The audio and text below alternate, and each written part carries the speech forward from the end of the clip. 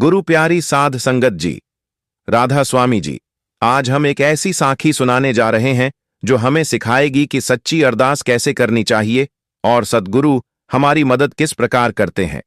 एक दिन सद्गुरु महाराज जी के पास एक व्यक्ति आया। वह बहुत अमीर था।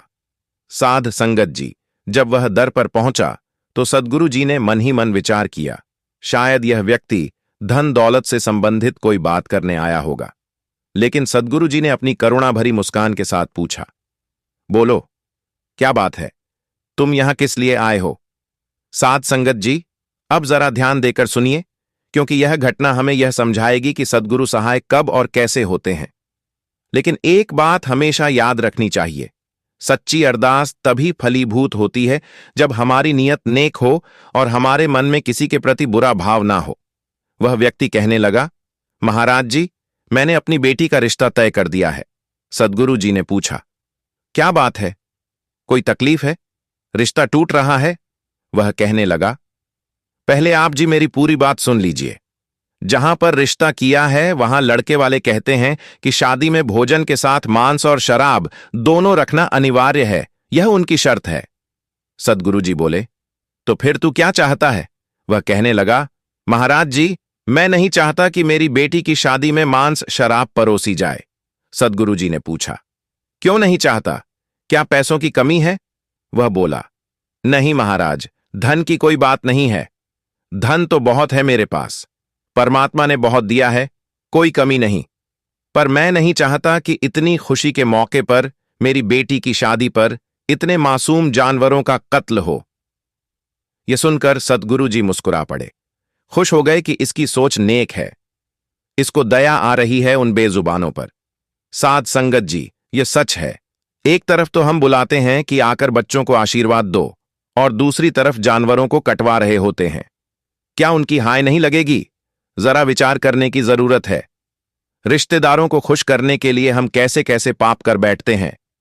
गुरु अंगद देव जी महाराज फरमाते हैं, अब तो सुगम हो कहिए है, कब अंतकाल आप जी फरमाए हैं कि अब तो अच्छा लग रहा है तुझे।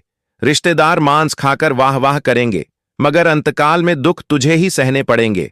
हम कहते हैं हम नहीं खा रहे, हम तो बस पार्टी दे रहे हैं, आस नहीं। जिसका धन खर्च होता है हिसाब उसे ही देना पड़ता है। शास्त्रों में लिखा है, खाने वाला कहता है मैं तो खा रहा हूं, मैंने काटा थोड़ी। काटने वाला कहता है वह खा रहा है, तभी तो मैं काट रहा हूं। बनाने वाला कहता है मैं बना रहा हूं, खाता थोड़ी हूं। अगर वो खाएगा नहीं तो मैं क्यों बनाऊंगा? और खाने वाला कहता है मैं तो इसलिए खा रहा हूं क्योंकि कांटा है। शास्त्र कहते हैं इन चारों में से कोई भी नहीं बख्शा जाएगा। यहां एक बात सिद्ध होती है, जब सही काम होता है तो व्यक्ति कहता है मैंने किया, जब गलत काम होता है तो कहता है उसने किया, फलाने ने किया।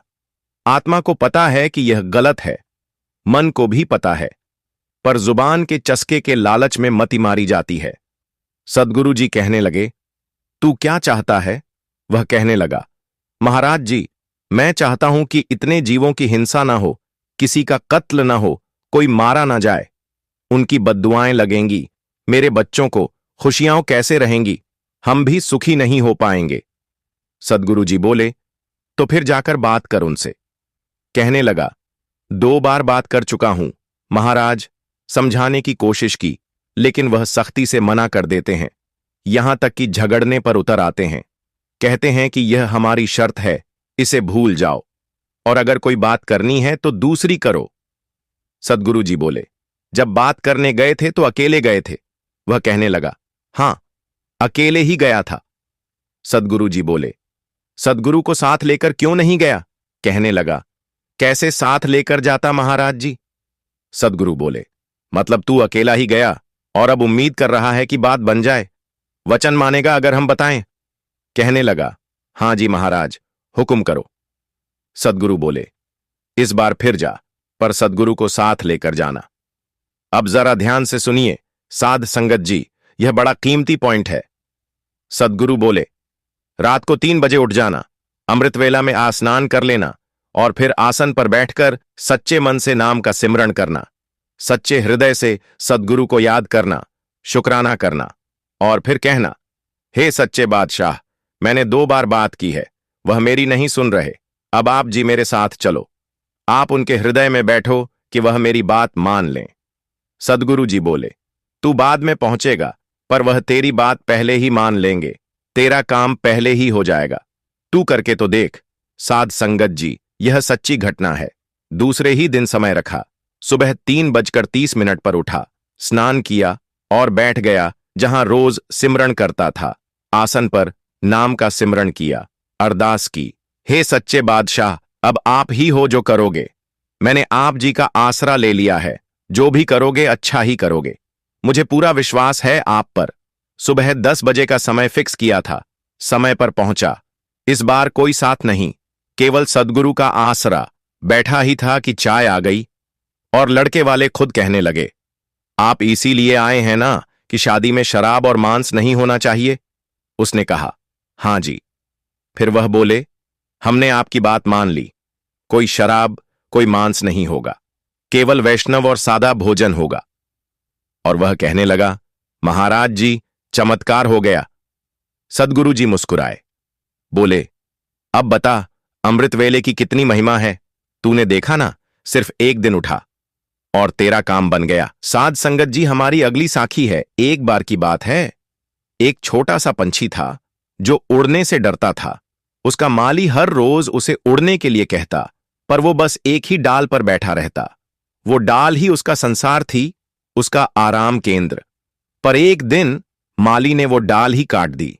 पंछी गिरा, हड़बड़ा गया, डर गया। लेकिन उस डर के बाद उसने पहली बार पंख फैलाए और उड़ गया। गुरु ने यह कहानी सुनाकर कहा, बिल्कुल यही हाल इंसान का है। हम भी अपने दुखों, अपने डर और अपने आराम से ऐसे चिपक जाते हैं जैसे वही जीवन हो। हम सोचते रहते हैं पर करते कुछ नहीं। अगर तुम किसी सपने को पूरा करना चाहते हो तो सिर्फ सोचने से कुछ नहीं होगा, तुम्हें उसके लिए उड़ान भरनी ही होगी। लेकिन इस कहानी में एक नया मोड़ भी था।